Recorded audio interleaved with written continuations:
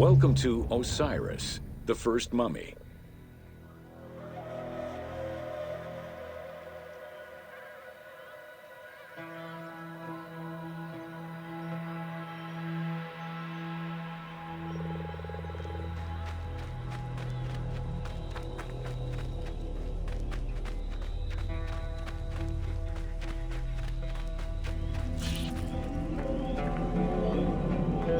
The oldest mummies recovered date from the Old Kingdom, though Egyptologists believe that mummification was in use much earlier than that.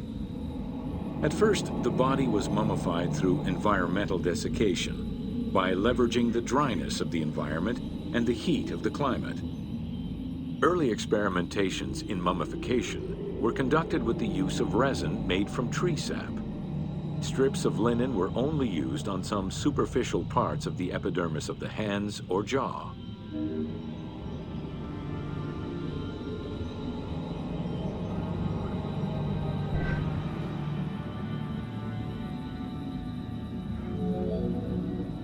The oldest mummies recovered date from the Old Kingdom, though Egyptologists believe that mummification was in use much earlier than that.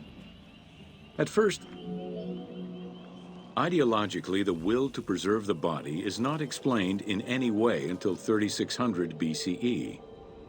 This is when the Egyptian belief that the body housed the soul was finally documented for modern Egyptologists to eventually decipher. It was not until the arrival of the myth of Osiris in the Egyptian religion around the 5th dynasty that mummification was thoroughly conceptualized. The practice was thereafter grounded in both a mythological and ideological point of view.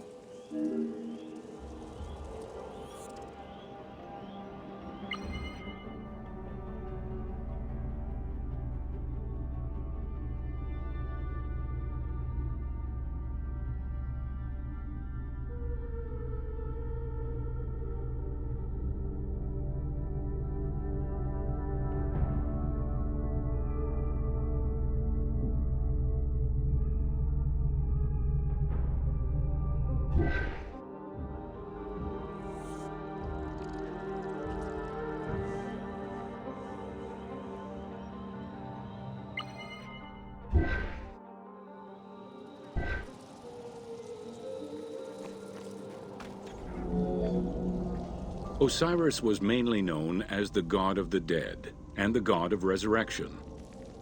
The most well-known Genesis myth concerning Osiris is that of his dismemberment.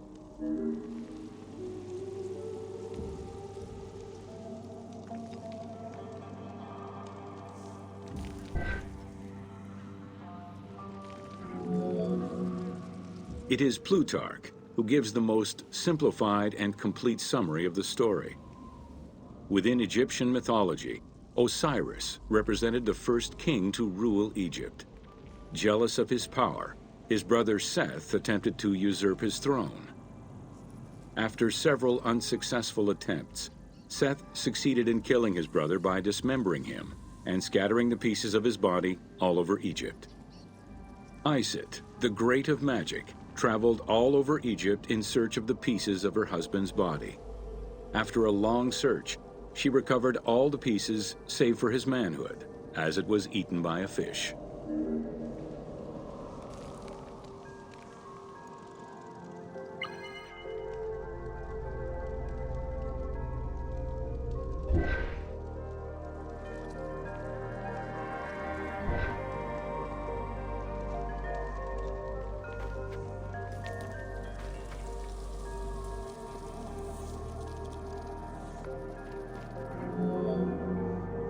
Isis then reassembled the body of her husband by binding it together with strips of linen. Aided by her sister Nephthys, another powerful magician, they gave Osiris the breath of life. This not only brought him back from the dead, but also allowed him to recover his virility long enough to impregnate Isis, thus ensuring his succession before, once more, dying. Thus Horus was born.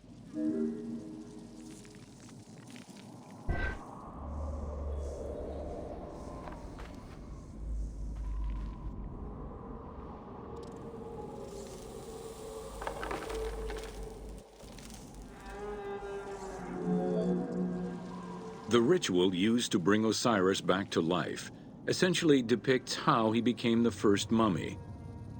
It is why, on the sarcophagi of kings, we often find Isis and Nephthys represented as the magicians who restore life to the deceased.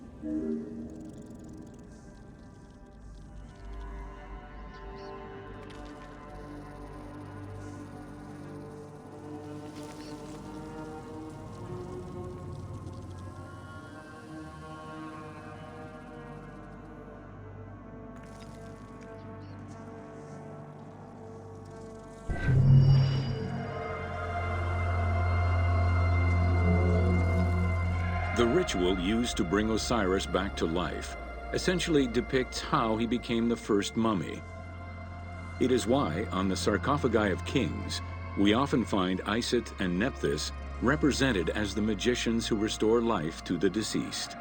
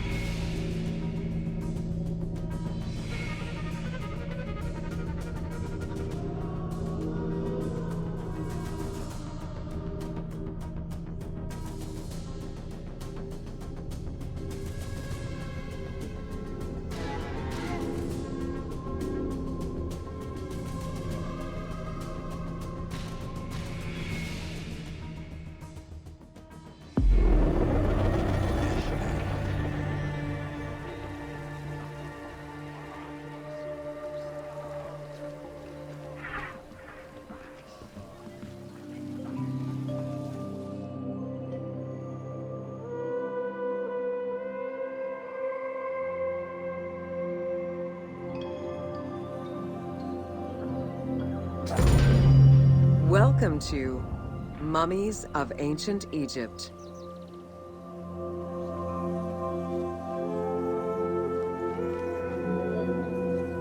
The mummification process used by ancient Egyptians was highly ceremonial in nature.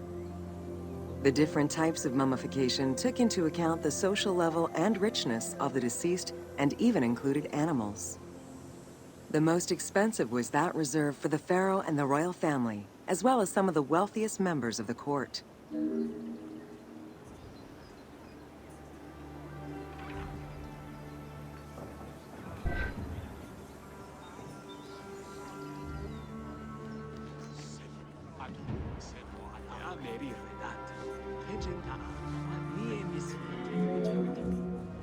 The first step was cleaning. Once bodies arrived at the mummification site, they were placed on inclined tables while the bodily fluids drained away. They were then cleansed by priests until they were deemed ready for the purification process.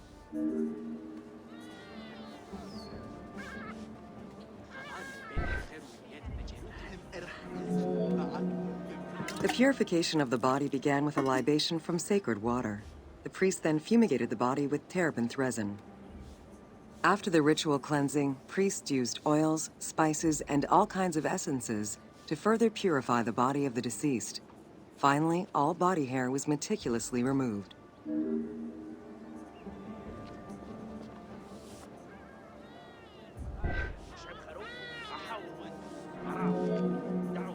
The purification of the body began with a libation from sacred water.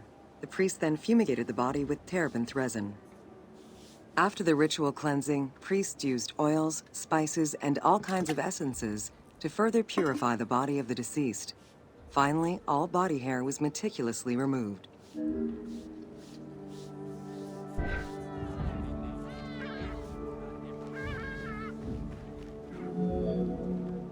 Once the body was properly purified, embalmers removed the organs, following very specific procedures. First, The brain was extracted by inserting a spoon through the nostril to break the ethmoid bone. Then, using a spatula, the pieces of the brain were removed as thoroughly as possible. What matter remained was extracted after a process of liquefaction, achieved through the use of a caustic liquid. The cranial box, once emptied, was rinsed and disinfected with palm wine, and then stuffed with strips of linen cloth and liquefied resin.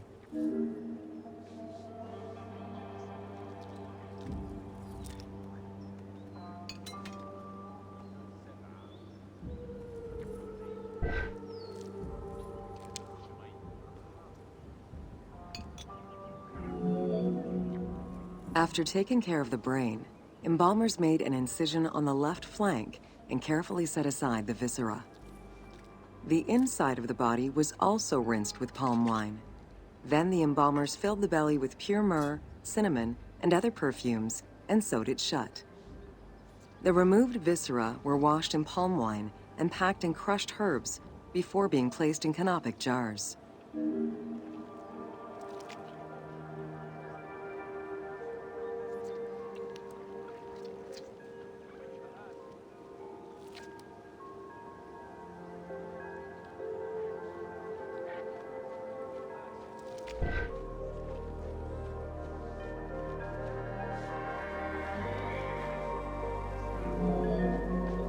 Canopic jars were placed close to the sarcophagus or kept in a chest nearby. At first, the viscera were wrapped in tissue and placed in the vases.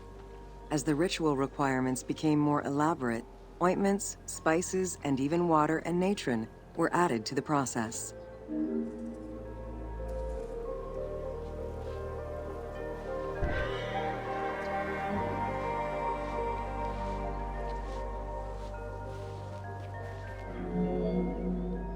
Towards the middle of the New Kingdom, canopic jars assumed the appearance of the four sons of Horus. They were known as the protectors of the viscera. These protectors had their own guardians, each a goddess of the dead. Imseti, the human-headed god, protected the liver and was protected by the goddess Iset. Hapi, the baboon-headed god, protected the lungs and was protected by the goddess Nephthys. Dumut-Ef, the jackal-headed god, protected the stomach and was protected by the goddess Neith. And finally, Kebesenuef, the falcon-headed god, protected the intestines and was protected by the goddess Selket.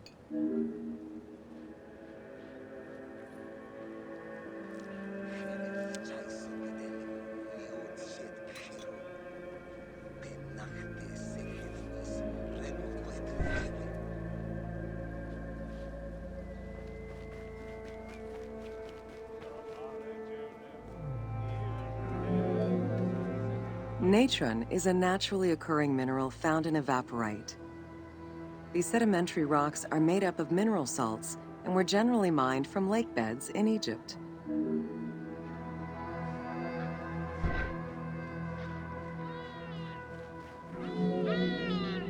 Embalmers used natron as a desiccant to dry the flesh and stop the corpse's putrefaction process. Once the body was cleansed and eviscerated, the deceased was covered in natron for about 40 days. Once desiccated, the body was prepared to be wrapped in strips of linen.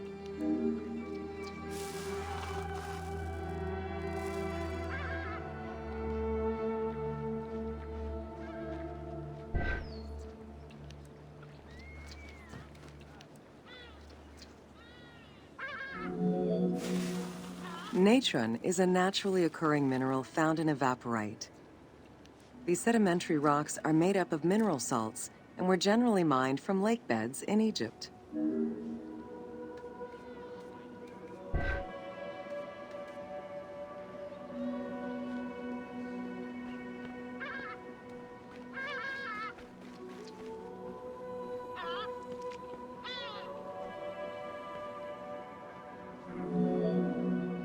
Towards the middle of the New Kingdom, canopic jars assumed the appearance of the four sons of Horus. They were known as the protectors of the viscera. These protectors had their own guardians, each a goddess of the dead. Imseti, the human-headed god, protected the liver and was protected by the goddess Iset. Hapi, the baboon-headed god, protected the lungs and was protected by the goddess Nephthys. Dumut-Ef, the jackal-headed god, protected the stomach and was protected by the goddess Neith. And finally, Kebesenuef.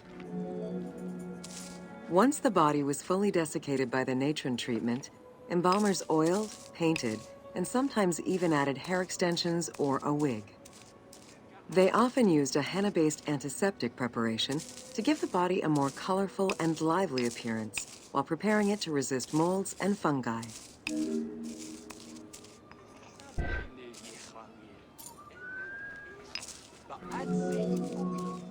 Next came the phase which gave mummies their most well-known appearance, the wrapping. Originally, each part of the body was wrapped separately. Men had their arms crossed on their chests, while women had the right arm folded over their breasts and the left arm stretched along the body. However, techniques evolved over time. Eventually, the body as a whole was wrapped with limbs alongside the body, and increasingly sophisticated and different techniques of weaving flax bands were developed.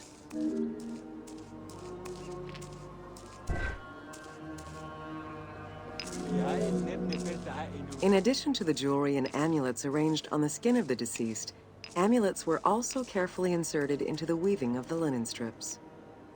Each amulet was linked to a myth or to an ideological belief related to rebirth.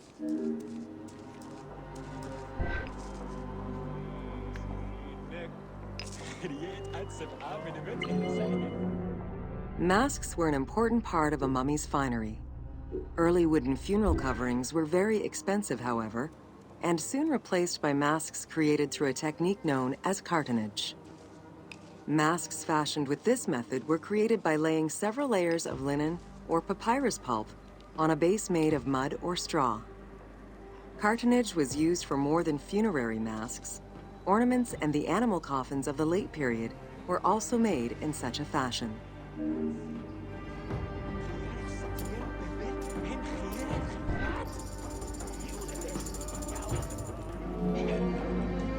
Cartonnage evolved to cover the entire body of the mummy during the 22nd dynasty. The mummies were placed on a board inside a rigid envelope of cartonnage, which was laced at the back with a string.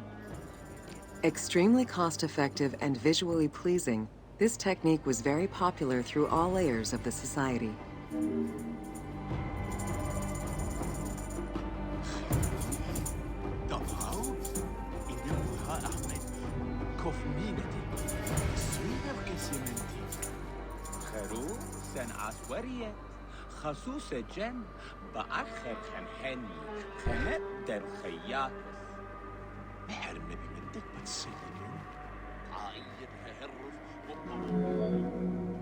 Cartonnage envelopes were usually covered with inscriptions and polychrome decorations, specifying the names and titles of the deceased, scenes depicting daily life, or decorations specific to the funerary world. This was a true gift for Egyptologists eager to study the funerary rites of the ancient Egyptians.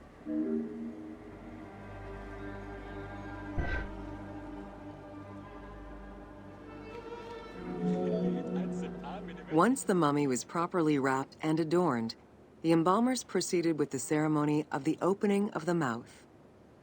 A vital step of the funerary process, this ceremony was meant to bring back to life the deceased themselves or an object representing the deceased.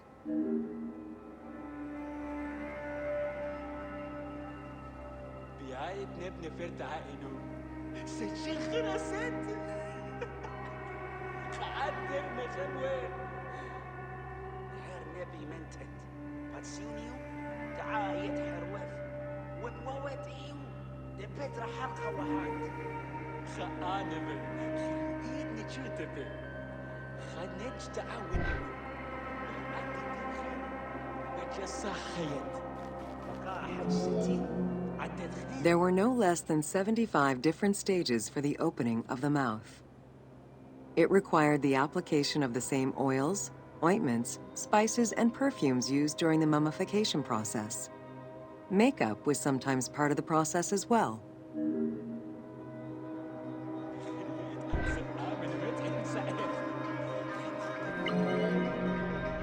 The last stage of this long ritual was the act of touching the mouth with the adze to symbolically allow the breath of life to infuse an inert body.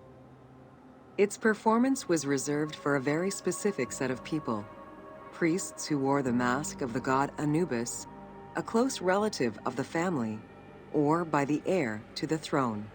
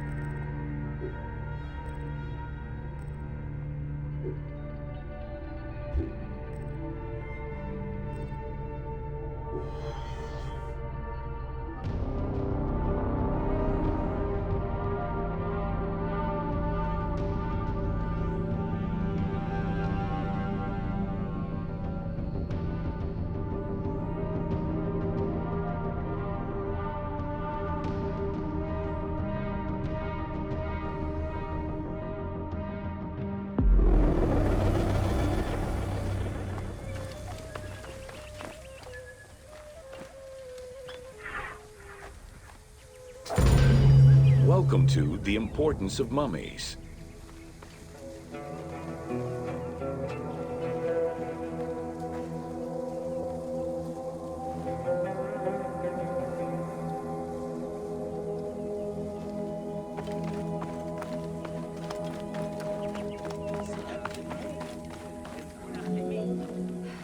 The first hieroglyph for embalmer appeared in pyramid texts of the Old Kingdom. It is likely that embalming was a trade that progressed alongside the evolution of ancient Egyptian funeral practices. While we still know nothing of how embalming came to be a profession, we do know that embalmers had a hierarchy, and that each embalmer specialized in a specific phase of the mummification process.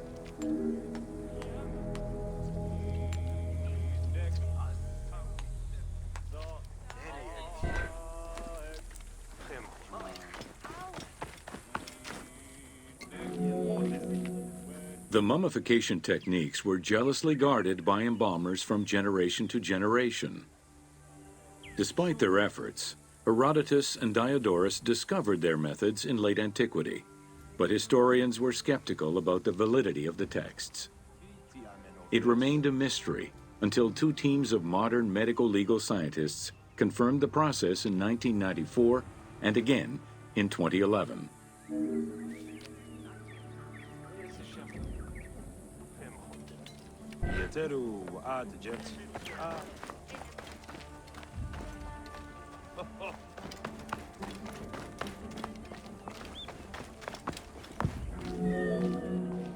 The Uabet, meaning the pure place, was where the embalmers mummified the bodies of the deceased.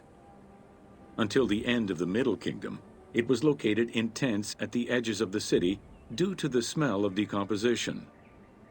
In the New Kingdom, however, the Uabet was located within the city limits, though still in open-air spaces. In the same way that the practices and techniques of mummification evolved, so possibly did consideration towards embalmers within ancient Egyptian society.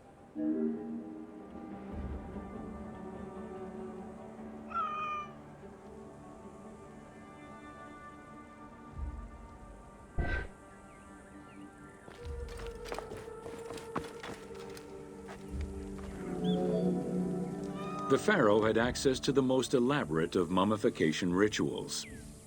The richer citizens of Egypt also enjoyed complex embalming options, though none of them allowed for the removal of the brain or viscera. After purifying the body, embalmers injected a liquid through the rectum, sealed it, and allowed the mixture to settle. They then plunged the body into natron for up to 40 days. Once the body was dried, the seal was removed, and the entrails flowed out with the injected liquid, leaving the skin and bones of the deceased to be wrapped in linen and returned to the family for burial.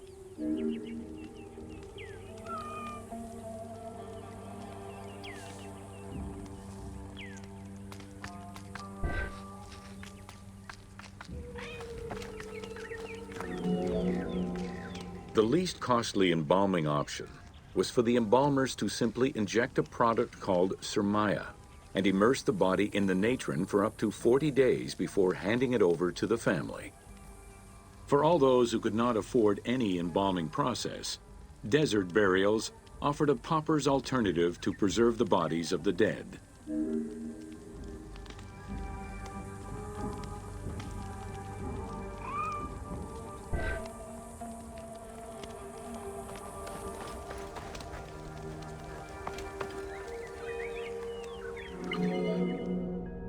Egyptian civilization has always appealed to Westerners, even before the Greek and Roman invasions.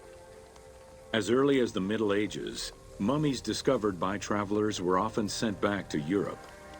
Curio cabinets, dating from the 16th and 17th centuries, usually included pharaonic artifacts in their collections.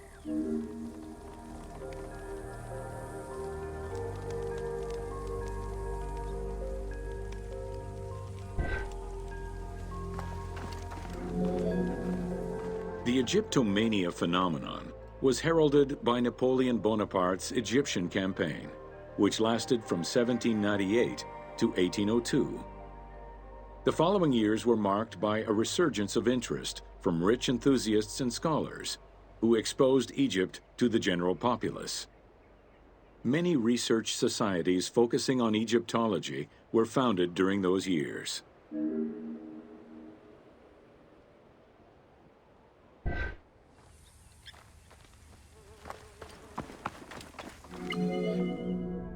By 1868, mass tourism began in Egypt under the aegis of the Cook Agency.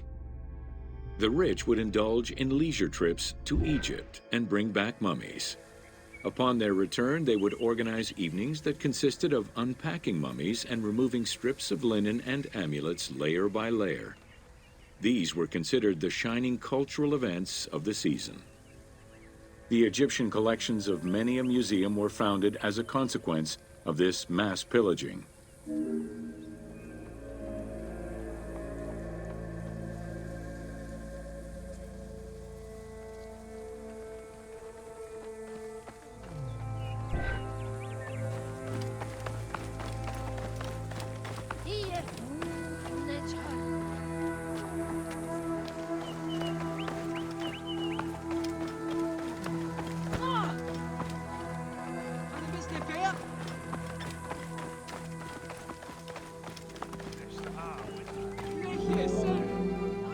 Thanks to those dubious parties, the fantasy of a mummy coming back to life, seeking revenge on its defilers, was born.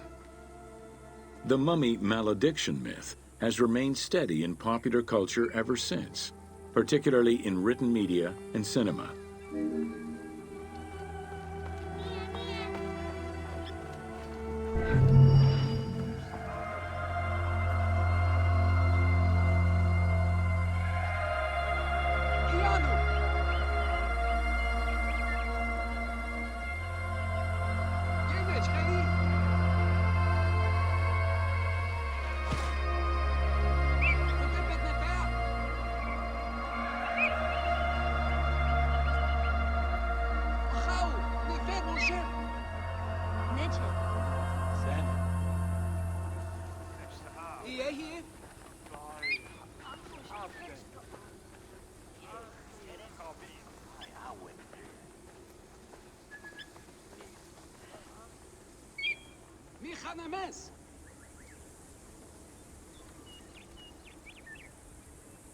Hanames! Samu. Ianusen!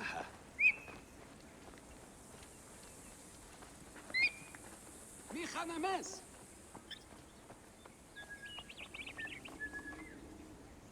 Hachau! Nefer Moshem!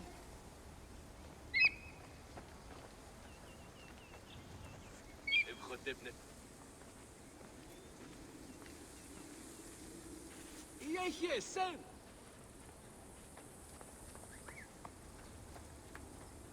Yenech Heri!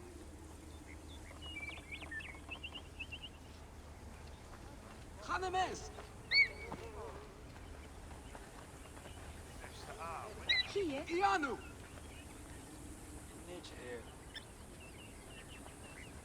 Hotepet Nefer! Hier.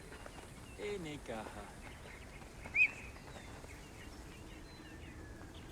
Yehye!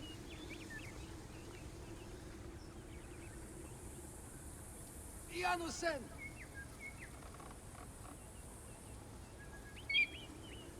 Hanames Nefer!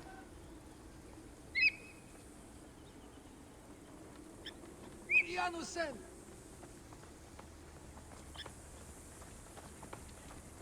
Ianu!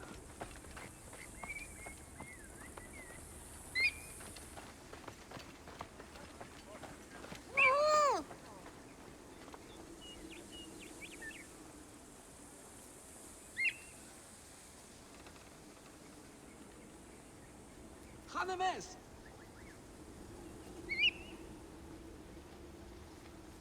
Mi Hanames!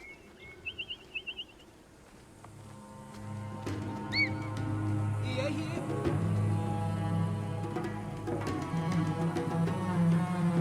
Yenech Heri!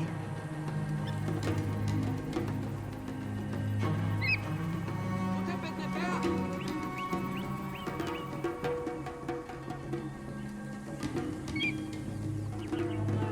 Hanames Nefer!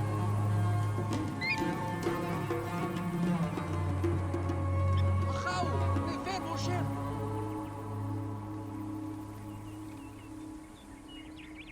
Yehye sen!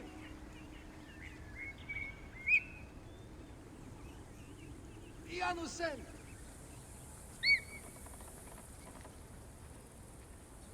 Hotepet Nefer!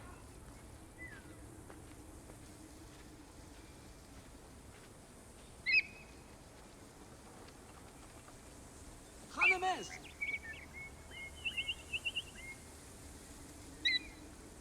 Yehye!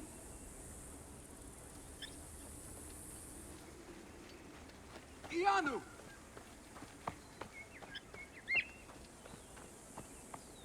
Yehye sen!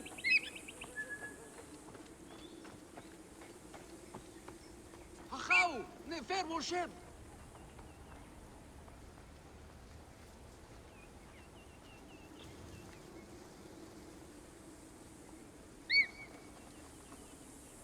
Hanames Nefer!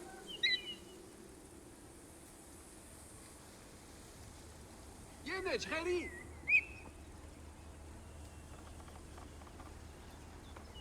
Mi Hanames!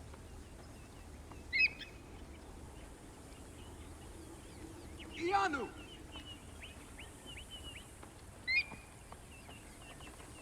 Hanames Nefer!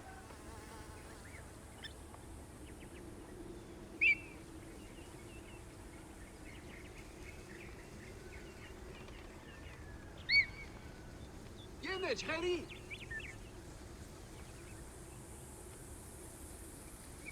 Hachau! Nefer Moshem!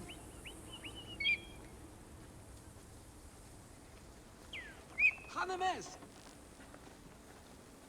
هم حتب نفر ورد هناك أحاط Hotepet Nefer!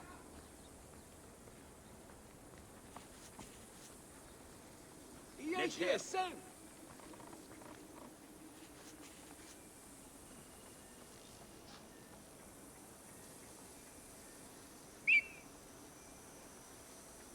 Mi Hanames!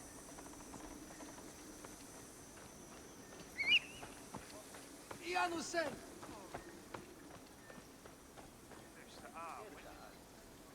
Ie.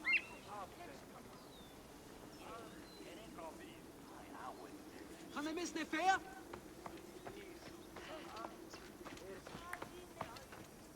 Ianusen!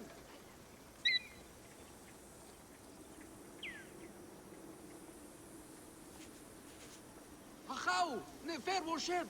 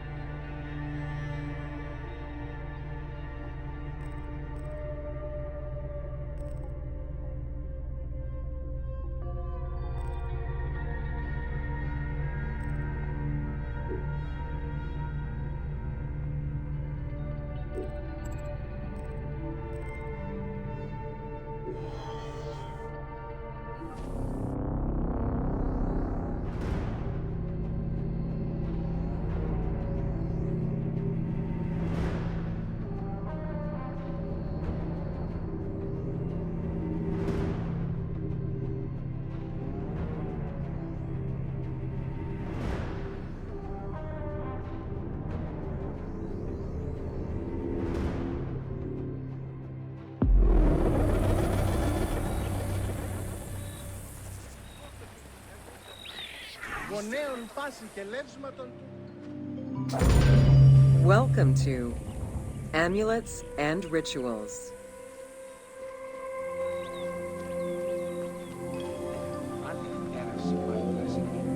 Ancient Egyptians believed the world was a chaotic place, filled with supernatural forces. They knew that art and words gave life and power to things. Carved with images from hieroglyphs or in the shapes of gods, amulets were highly personal objects that warded off dangers and disease while attracting success. Some amulets were temporary, intended to solve a specific problem, while others were meant to be worn forever into the afterlife.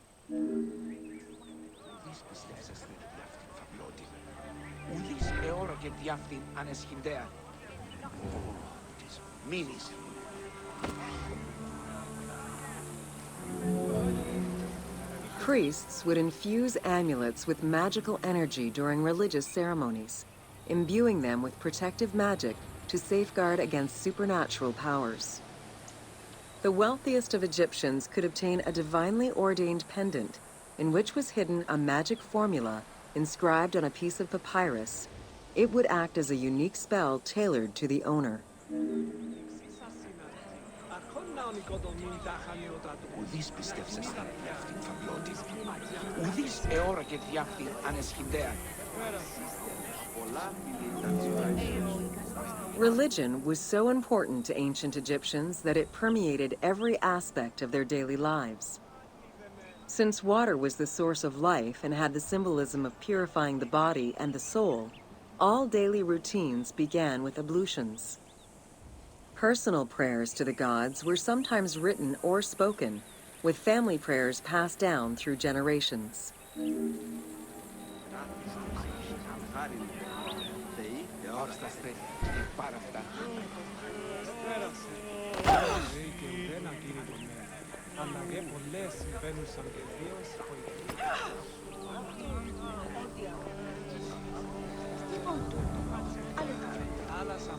Ανέρον έκπλους στην πάσα αποσφάλεται, δε τα τέκνα πατάξει.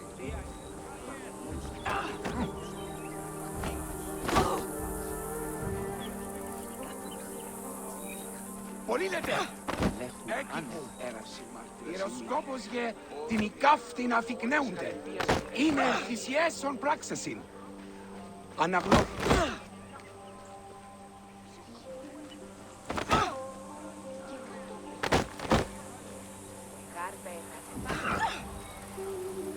Ανήρε! Καλέ! Χέρι.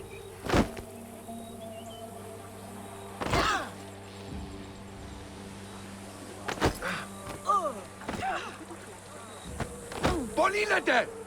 Χάλια!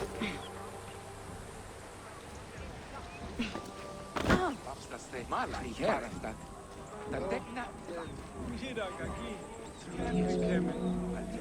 There was a complete calendar of each of the religious days, both good and bad, illustrating the appropriate daily rituals. Along with wine, milk, and ointments, offerings to the gods consisted of small amulets to life-size statues and family shrines. During the Greco-Roman period, offerings to the gods consisted of mummified animals, cats for Bastet, dogs for Anubis, and birds for Thoth.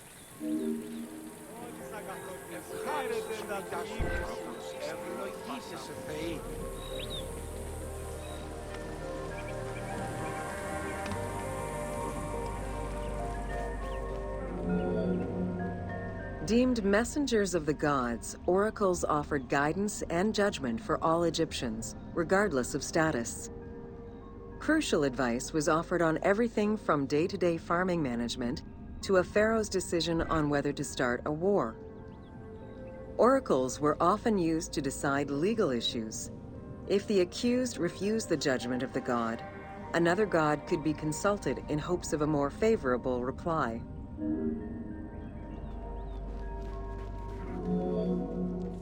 It was oracles that guided the Greek sailor Batos to the coast of Libya, where he founded a colony known as Cyrene. During Alexander the Great's campaign to conquer Persia, he consulted the oracle at the Temple of Amun within the oasis of Siwa, and was subsequently ordained a divine being.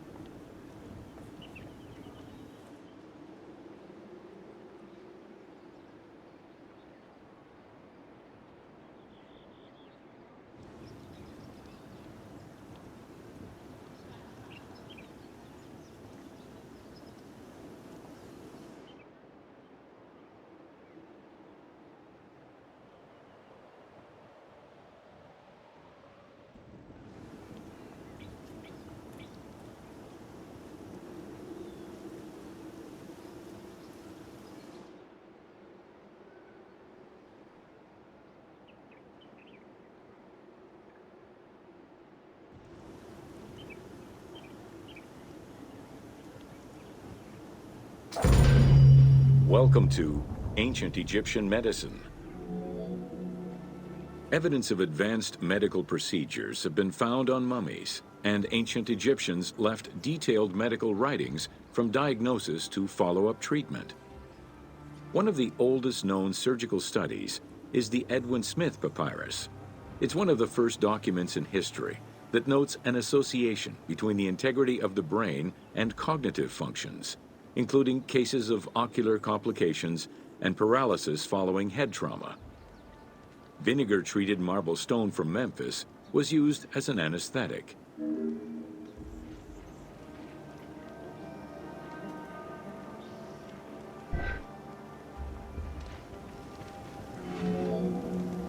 Another similar document, the Ebers Medical Papyrus, is over 20 meters long and 30 centimeters wide.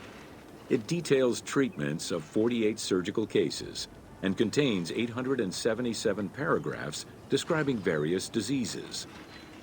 Alongside accurate and factual scientific approaches, the papyrus has more than 700 magic formulas and incantations to ward off demons and disease.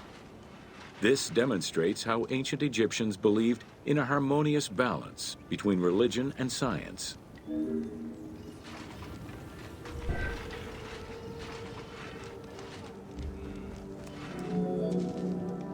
Remedies were considered as medicine and carried by doctors and priests. Village doctors often had another job alongside their medical duties and the preparation of medicines. A cure for blindness was made of fermented honey, ochre, and coal. The science behind it was that honey functioned as an antiseptic and antibacterial, while ochre would reduce the swelling. All of their knowledge did not always suffice. Ramses II died of an infection caused by an abscessed tooth.